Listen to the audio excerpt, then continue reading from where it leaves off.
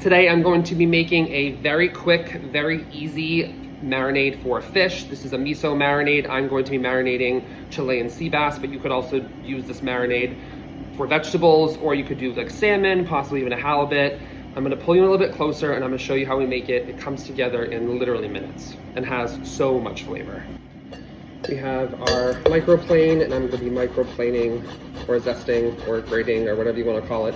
1 large clove of garlic, like a 1.5 inch cube of ginger, that much miso, maybe a 1/2 cup. I'm using white miso for this.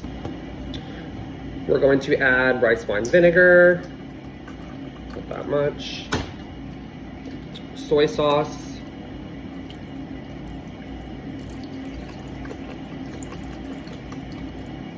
about that much, and some mirin. Mirin's so good. It's like a sweet rice cooking wine. And then you're gonna whisk this, and that's literally it.